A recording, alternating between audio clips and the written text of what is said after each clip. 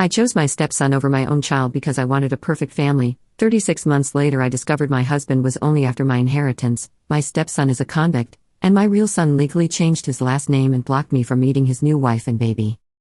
My son's wife had a baby 3 weeks ago. A boy. 7 pounds 4 ounces. I know because my sister told me. She saw the announcement on social media. She called me at 6 a.m. and said, "Justine, Spencer had a baby." I said, "What?" She said, "A boy." His wife posted photos. He looks just like Spencer when he was born. I opened my phone. Searched his name. Spencer Whitmore. Not Spencer Hollis. Spencer Whitmore. His father's name. The name of my first husband. The man I divorced. The name my son changed to 2 years ago because carrying mine felt like carrying the person who chose a stranger's child over him. His account is private. I can't see anything. I'm blocked. Not just on social media. On everything. Phone. Email. His wife's accounts. His in-laws' accounts. Every digital door sealed. Every physical address unknown. My son had a baby and I found out from a second-hand phone call at 6 a.m. from a sister who saw it on a screen. I'm a grandmother. And my grandson doesn't know I exist. My name is Justine. I'm 48. And 3 years ago I had a son who loved me, an inheritance that secured my future, and a plan for the perfect family. Today I have none of those things. The inheritance is gone. The perfect family was a performance. The stepson I championed is in a state correctional facility. And the son I pushed aside is raising a baby with a woman I'll never meet in a house I'll never visit. Let me tell you how I dismantled my own life. Piece by piece. Decision by decision. With a smile on my face the entire time. Spencer is 25. My only biological child. His father Byron and I divorced when Spencer was 8. Amicable. Clean. Byron got weekends. I got primary custody. We co-parented without drama. Spencer was a good kid. Quiet. Smart. He liked building things. Model airplanes. Lego sets. Later it was computers. He'd take things apart just to see how they worked. Reassemble them. Improve them. He had patient hands and a patient mind, and I took both for granted because patience doesn't make noise and I was always listening for noise. Byron died when Spencer was 15. Heart attack. Sudden. No warning. One day Spencer had a father and the next day he didn't. I held my son at the funeral while he sobbed into my shoulder and I promised him I would never let him feel alone again. I broke that promise in 14 months. Byron left me money. Life insurance. $320,000. Plus the equity from the house we'd shared which Byron had kept and paid off. Total inheritance after the estate settled, $485,000. I was careful with it at first. Put most of it into accounts. Set aside $40,000 for Spencer's college fund. Kept living within my means. I made $58,000 as an operations supervisor at a distribution center. The inheritance was a safety net. Not a lifestyle change. Then I met Warren. Warren was 41 when I met him. I was 44. Spencer was 16. Warren worked in commercial real estate. Or said he did. He had business cards. A nice watch. A leased SUV. He spoke in confident sentences about deals closing and portfolios expanding and properties under contract. He dressed like money. He smelled like money. He occupied space like money. He also had a son. Tate. 17. 1 year older than Spencer. Tate was loud. Athletic. Big smile. The kind of kid who walked into a room and everyone turned. He played football. He told stories. He laughed with his whole body. He was everything Spencer wasn't. Visible. Performative. Commanding. I was drawn to Warren the way lonely people are drawn to confidence. He filled the silence Byron left behind. He made me feel chosen. He told me I was beautiful. He told me Spencer was a great kid. He told me we could build something real. The 4 of us. A family. I believed him. Because I wanted to believe him. Because the alternative was a quiet house with a quiet son and a savings account, and no story to tell anyone. Warren and I got serious within 3 months. He moved in at month 6. Tate came with him. 2 new people in a house that had been just me and Spencer for a year and a half. Spencer didn't like Warren. He never said it directly. But I could see it. The way he'd leave the room when Warren entered. The way he'd answer Warren's questions with single words. The way he'd look at me sometimes like he was trying to figure out where his mother went. Spencer hated Tate. Not publicly. Not dramatically. Spencer doesn't do drama. He hated Tate the way quiet people hate loud people. Silently. Completely. Tate took over the living room. Tate played music without headphones. Tate ate Spencer's food from the fridge and said, "My bad, bro." Tate brought friends over without asking. Tate called Spencer, "little man." Spencer was 4 inches taller. I told Spencer to be patient. I said, "They're adjusting too. Give it time." I said, "Warren makes me happy. Tate is going to be your brother. This is our family now." Spencer said, "He's not my brother." I said, "He will be." He said, "Mom, I don't want a new family. I want us." I said, "Spencer, it's not just about what you want." That sentence, "It's not just about what you want," said to a 16-year-old who'd lost his father 14 months ago, whose mother was replacing the family structure faster than he could grieve it. I told my grieving son that his needs weren't the only ones that mattered. And then I kept proving it. Warren proposed at month 10. I said yes. Spencer wasn't at the proposal. He was at a friend's house. I called him and told him. He said, "Okay." The wedding was small. Courthouse. Warren. Me. Tate. Spencer. My sister. Warren's friend named Vernon, who I later learned was the only person Warren still had in his life because everyone else had figured him out before I did. Spencer wore a button-down shirt.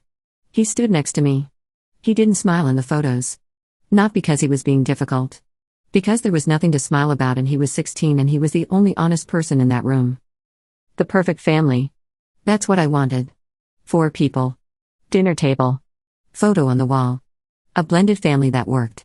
And I was going to force it into existence whether Spencer cooperated or not. I started choosing Tate.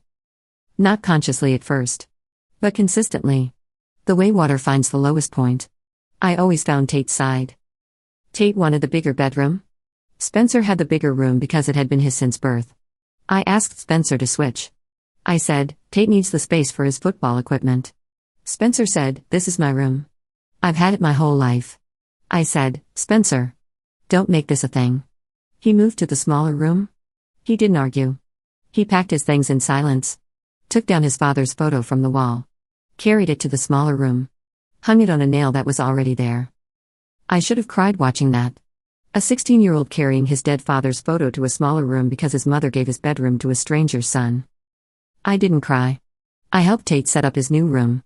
I bought him a new desk. With Spencer's college fund money. Because Warren said Tate needed a proper workspace and the old desk wouldn't fit. $280 desk. From Spencer's college fund. The first withdrawal. Not the last. Tate needed football equipment. $600. Spencer's fund. Tate needed a car. Warren said he'd cover it. Warren didn't cover it. The car cost $4,200 used. Spencer's fund. Tate needed insurance. Spencer's fund. Tate's phone. Spencer's fund. Tate's prom. Spencer's fund. Over 2 years I pulled $18,400 from Spencer's college fund for Tate's expenses. By the time Spencer was 18, the $40,000 fund had $21,600 left. And that's because I stopped pulling from it. Not because I grew a conscience. Because the account sent a statement to Spencer's email. Byron had set it up that way. In Spencer's name. With Spencer as the primary contact. Spencer saw the balance. He saw the withdrawals. He came to me with the statement printed out. He said, "Mom, where did $18,400 go?" I said, "Family expenses." I said, "Warren's been tight lately and Tate needed things." Spencer looked at the statement. He said, "This is my college fund. Dad set this up for me. With his money. For my college. And you spent it on Tate." I said, "Spencer, we're a family. The money goes where it's needed." He said, "It was needed for my education. That's literally what it's for. That's what Dad wanted." I said, "Your father would have wanted us to be a family." Spencer looked at me. And his face did something I'd never seen. It didn't crumble. It didn't rage. It hardened. Like concrete setting. In real time. I watched my son's face turn into something permanent. Something he built in that moment to protect himself from me. He said, "Don't ever tell me what my father would have wanted. You're spending his money on the son of a man who hasn't contributed a dollar to this house in a year." That was true. Warren hadn't contributed financially in over a year. He'd stopped paying his share of bills around month 8 of the marriage. He said deals were in transition. He said commission structures were changing. He said money was coming. It was always coming. It never came.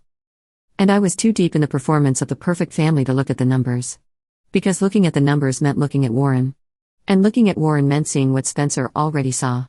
That Warren was a parasite wearing a nice watch. Spencer graduated high school. 18. No party. He walked across the stage. I clapped. Warren clapped.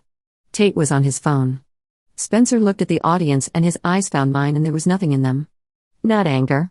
Not sadness. Just the concrete. He got into a state university. Engineering.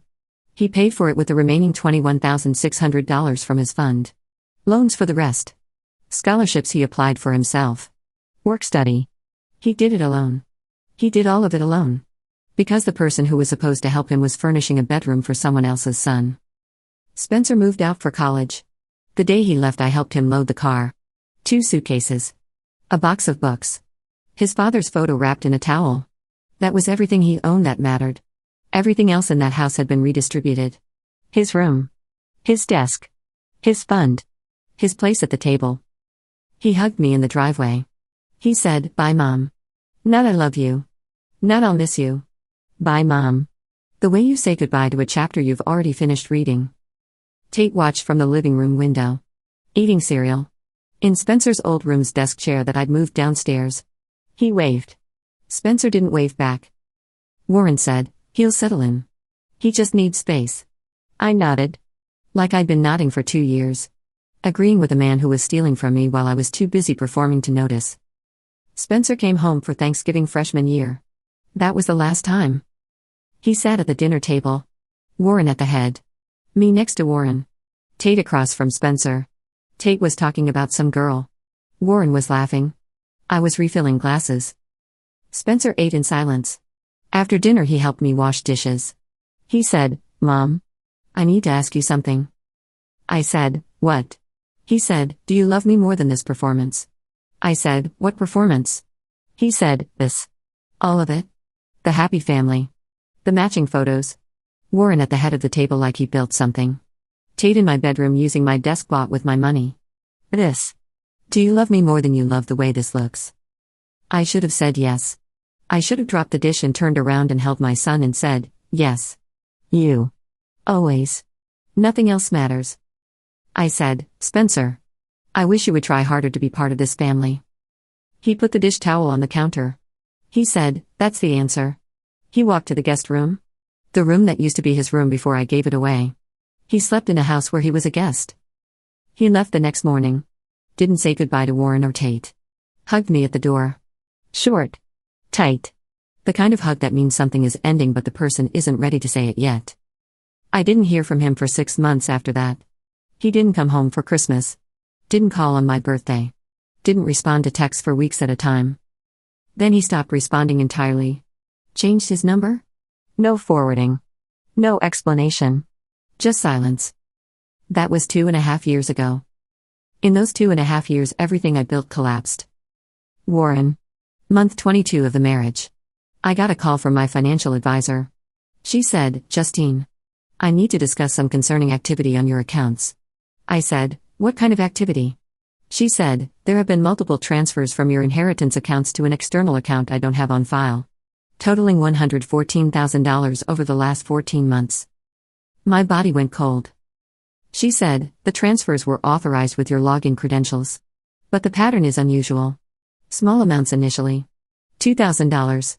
$3,500. Then larger. $15,000. $22,000.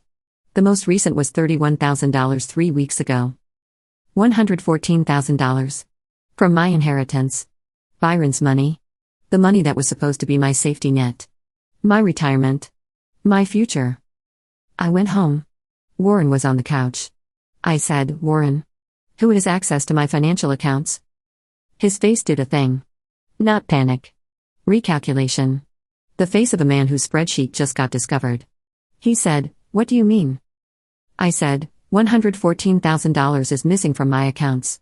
14 months of transfers. To an account I've never seen. Who has my login?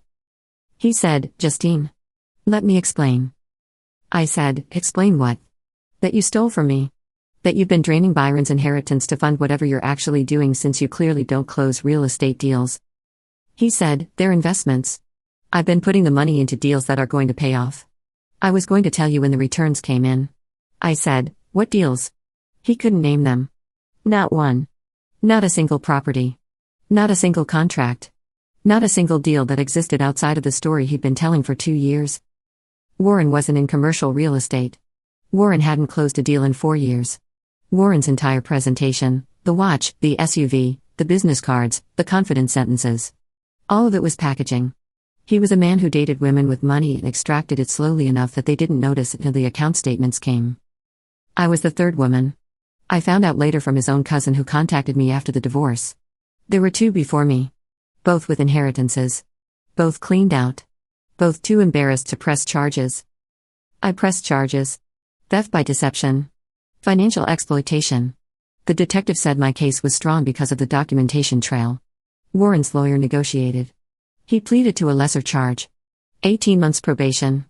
Restitution ordered at $114,000. He's paying it at $400 a month. At that rate I'll be 72 when it's paid off. The divorce was final in 3 months. Warren fought for nothing because he had nothing to fight for. The house was a rental. The accounts were in my name. The watch on his wrist was leased. The SUV was returned. The business cards went into the trash. He moved in with Vernon. The only friend. The best man at our courthouse wedding. Vernon called me once after. He said, Justine? I'm sorry. I should have said something. I said, you should have said something 3 women ago. He hung up. $114,000 gone. $18,400 from Spencer's fund. Total damage, $132,400 of Byron's legacy. Money earned by a man who worked overtime at a shipping company for 20 years. Money meant for his son's future and his ex-wife's security. Given to a man whose only real skill was making lonely women feel chosen. $132,400. That's what my perfect family cost. Tate. Let me tell you about Tate. Tate didn't go to college. He worked odd jobs after high school. Then no jobs. Then he started hanging around people Warren used to associate with. Guys with cash and no clear source of income. 7 months after Warren and I separated, Tate was arrested. Breaking and entering. Possession of stolen property. He'd been part of a crew hitting storage units across 3 counties. Thousands of dollars in stolen goods. Power tools. Electronics. A motorcycle. He was 21. Charged as an adult. Prior juvenile record I didn't know about. 2 prior charges Warren never disclosed. Shoplifting at 15. Vandalism at 16. Warren hid both. Tate was convicted. Sentenced to 36 months. State Correctional Facility. The stepson I gave my son's bedroom to. The stepson I bought a desk for with college fund money. The stepson I asked my son to call brother. He's in a correctional facility wearing a jumpsuit. The football equipment is in a storage unit. The car I bought him was impounded. The phone I paid for was evidence in a criminal case. Every dollar I took from Spencer and gave to Tate. Every birthday I prioritized Tate's football schedule over Spencer's quiet needs. Every time I said, Spencer, be patient. Spencer, try harder. Spencer, this is our family now. Every single moment I chose the loud kid over the quiet one because the loud kid felt like the performance of a perfect family and the quiet kid felt like grief I was trying to outrun. I chose wrong. Every time. Without exception. Spencer. My sister found his new social media eventually. Private, but his wife's account had some public posts. Spencer graduated college. Engineering. Top of his department. Got a job at a tech firm. Got promoted. Got promoted again. Bought a condo. Then a house. The quiet kid with patient hands who took things apart to see how they worked was building things professionally now. Bridges. Systems. Infrastructure. Real things that hold real weight. He met a woman named Ivy. My sister said she's a speech therapist. She works with children. She helps kids who struggle to communicate find their voice. The irony of my silent son marrying a woman who helps other people's children speak when his own mother never listened to him is not lost on me. They married. Small ceremony. Outdoor. 30 people. His father's brother was his best man. Not me. Not anyone from my side except my sister who he still talks to occasionally. She showed me one photo. Spencer in a navy suit. Smiling. The real kind. Not the concrete face. The smile of a man who finally built something no one can take from him.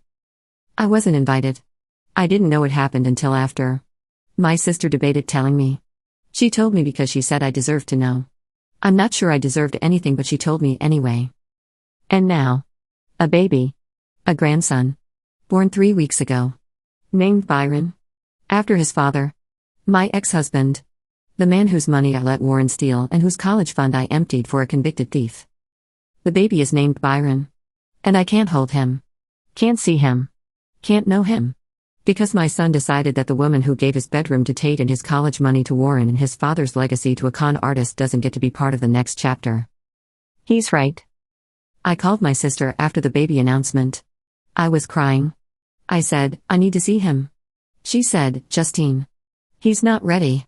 I said, it's been over 2 years.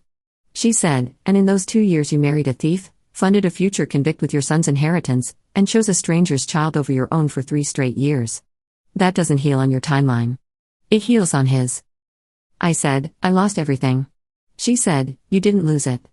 You gave it away. The money. The house. Spencer. You gave all of it away to a man who showed up with a nice watch and a broken son and told you what you wanted to hear. And you believed it because believing it was easier than sitting in a quiet house with your own child and your own grief and doing the actual work of being a mother. I said, that's harsh. She said, it's Tuesday, Justine. On Saturday your grandson turned 3 weeks old. You've never held him. That's not harsh. That's the result. I'm 48. I live in a 1-bedroom apartment. My inheritance is functionally gone. My ex-husband's college fund for our son was spent on football equipment and a used car for a kid who's now in prison. The man I married is on probation, paying me back $400 a month for money he stole. My stepson is incarcerated. My son changed his name. My grandson is named after the man whose legacy I destroyed. And somewhere in a house I've never seen, my son is holding a baby named Byron, and being the father I never let him see me be a mother. I chose the performance. The perfect family. The dinner table with 4 chairs. The Christmas card. The photo on the wall. I chose it over the real thing. Over the quiet boy with patient hands who took things apart to see how they worked. He took our family apart. He saw how it worked. He saw that it didn't. And he built a new one. Without me. Warren gave me a watch. A nice one. For our first anniversary. I still have it in a drawer. I looked at it yesterday. The back is engraved. It says, to the beginning of forever. Forever lasted 36 months. The same amount of time Tate got. My son named his baby after his dead father. I named my future after a living con artist. And the quiet boy I told to be patient is the only one who built anything that lasted.